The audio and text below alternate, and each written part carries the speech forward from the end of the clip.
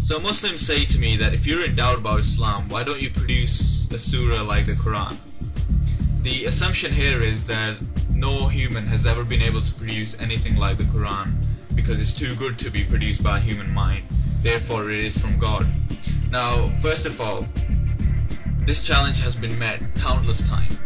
I'll give you the links on the screen. You can click them in the description box, and they will lead you to websites where people have produced Arabic paragraphs that sound just like the Quran. Second of all, this challenge is really ridiculous because most Muslims cannot even understand a word of Arabic.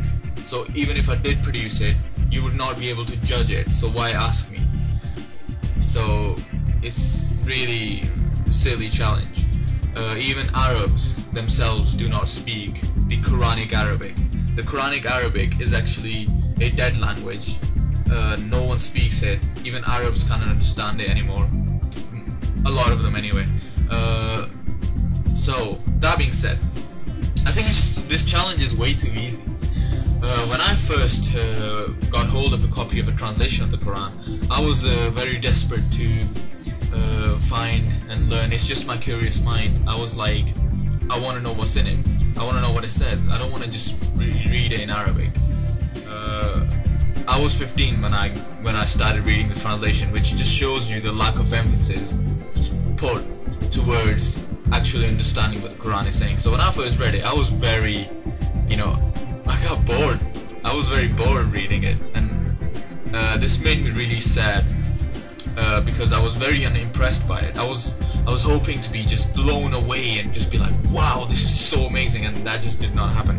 And it made me sad and angry at myself because I was like, this is a sin. You're not supposed to find this boring. It's the word of God after all. But naturally, you can't make yourself feel things that you're not going to. So that being said, considering how unimpressive the Quran is, I'm going to meet this challenge by producing something far better than the Quran. So here goes. I'm not going to tell you who said these words. It's not me. Someone else said these words. I'm just going to quote it. But I'm not going to tell you who said those because I don't want you to I don't want that to cloud your judgment about it. So you can put it in Google and find out who said it. But it's not me. So here goes.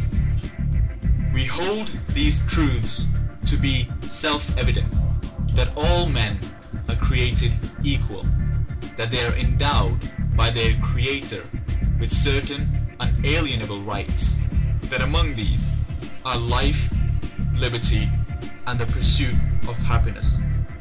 This one paragraph has more morality, is more beautifully constructed, has more decency, has more transcendence, more uniqueness within it than the whole of the Quran and the Hadith and the Seerah of Muhammad combined. In fact, I would go as far as to say